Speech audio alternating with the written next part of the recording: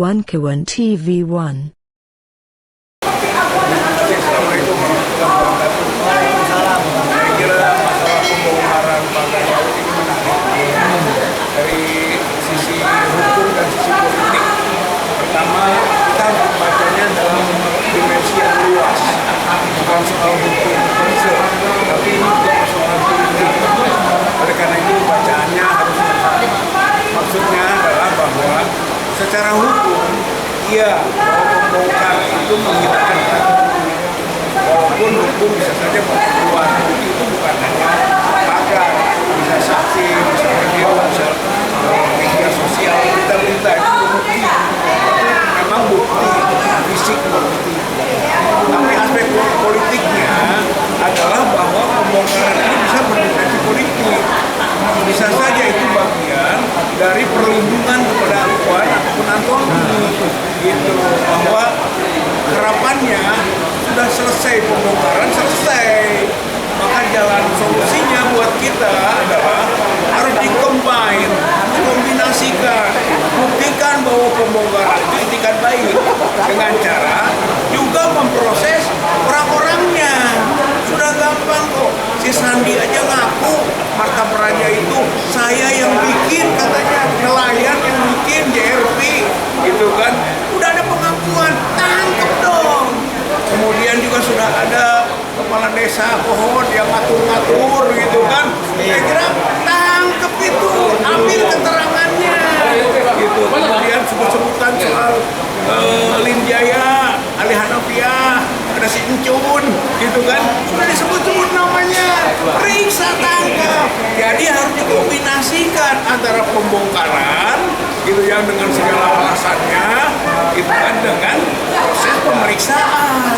Kalau misalnya tidak dikombinasikan, maka nanti pembongkaran itu ada dalam rangka melindungi, gitu. Masyarakat juga saksi. Nah, jadi saksi banyak kan, bukti itulah ya. Sekarang apakah uniknya Angkatan Laut ikut, gitu ya? Mungkin saja ini untuk perimbangan angkatan, tapi memang kompetensinya kompetensi laut. Itu dari sisi ini wajar kalau Angkatan Laut. Tapi Angkatan Laut itu kan perintahnya dari Panglima, gitu, dan Panglima dari Presiden, dan disebut nama Presiden.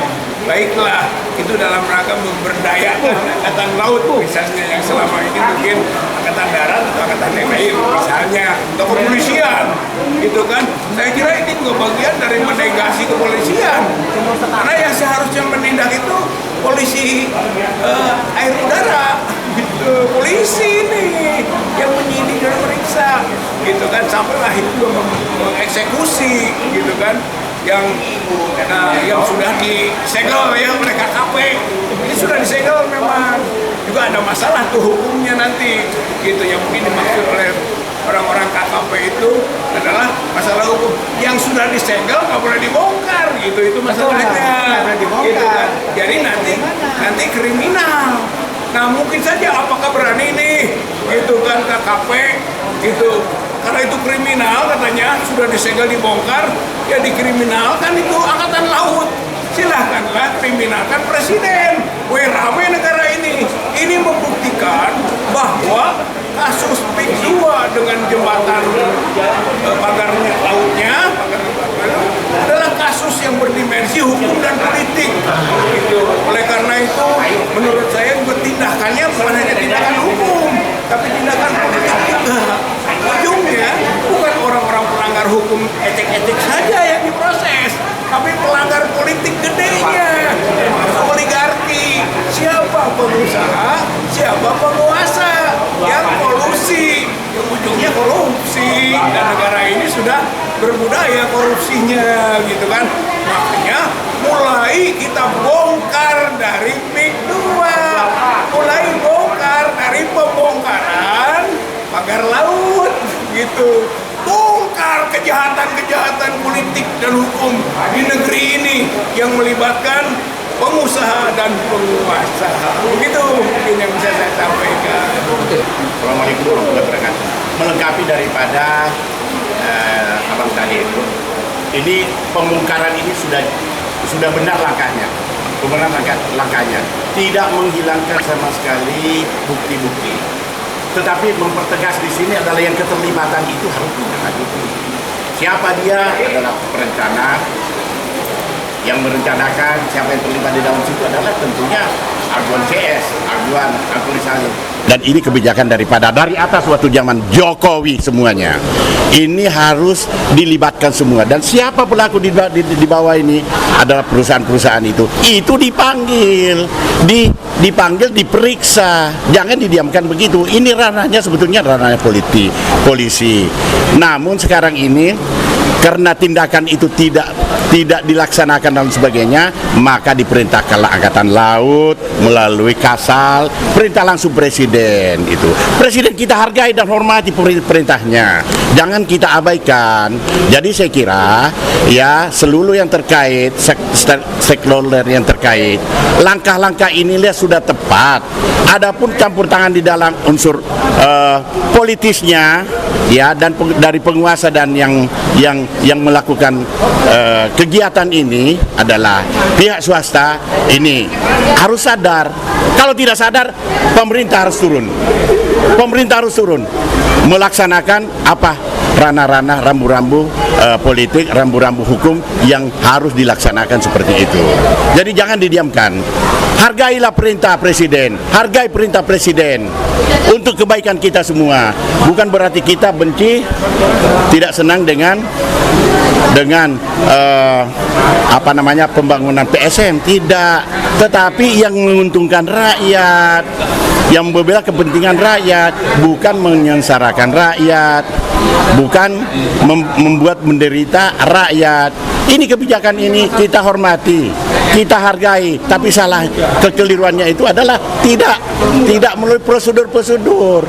Iya, intimidasilah, mencaploklah hutan-hutan yang mangrove, hutan lindung. Ini prosesnya juga ini tidak sesuai, belum lengkap. Ada yang disuratin tapi katanya ini adalah abrasi. Padahal itu disertifikatkan lagi. Dari mana? 1 meter dari garis pantai itu adalah dilarang untuk memagar, dan ini melanggar hukum internasional. Saya kira demikian ya. Pastinya adalah panggil, periksa semuanya, mulai dari Aguan, Antoni Salim, dan termasuk kebijakan Jokowi. Panggil, jangan takut. Ya, manusia Presiden itu rakyat biasa sekarang, tidak ada lagi perbedaan antara kita. Kalau memang yang terpenting itu adalah diminta keterangan, panggil, tidak ada masalah. Saya kira demikian, ya. Saya kira demikian. Terima kasih untuk diperhatikan. Assalamualaikum warahmatullahi wabarakatuh. Ya, assalamualaikum warahmatullahi wabarakatuh. Ini masalah PIK 2 jadi banyak masalah. Sebenarnya ini kan masalah pidana, masalah pelanggaran, di mana laut dikapling-kapling, nelayan dijolimin, tetapi penguasa di negeri ini tidak bertindak. Kalau kita lihat dari segi hukum, sebenarnya Aguan ini udah bisa dipanggil, ditanyakan, dan harus bertanggung jawab terhadap apa yang dia lakukan, baik terhadap masyarakat, baik terhadap pemerintah sendiri, yang sepertinya penguasa yang lama itu, ya kalau kita bilang, sudahlah, kalau kita nggak bisa adili, ya dicincang aja itu Jokowi sekalian. Merusak negara, pengkhianat bangsa, menjual tanah, menjual laut, jangankan tanah, laut pun dijual sama dia. Dan kesempatan ini Aguan memanfaatkan kelemahannya Jokowi, karena udah saking banyaknya memberikan fasilitas buat Jokowi, ya sehingga Jokowi tidak bisa berbuat apapun. Apapun yang diminta oleh Aguan dilakukan. Jokowi ini tidak punya kemampuan buat berpikir siapa dia. Dia itu kan presiden. Dia itu mewakili rakyat Indonesia, bukan mewakili Aguan. Saya rasa udah saatnya Prabowo bertindak.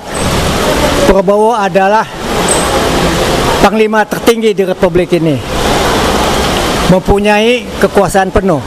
Walaupun penguasa di negeri ini dalam kondisi seperti ini, apa yang telah kita lihat sekarang ini, kekuasaan itu ada pada Jokowi, ada pada Prabowo, tetapi penguasanya bukan Prabowo, ialah Taipan itu.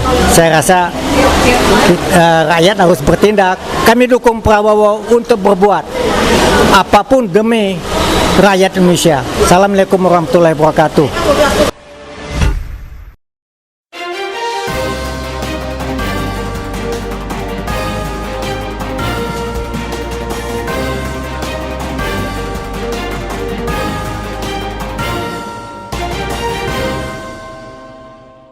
One Kawan TV 1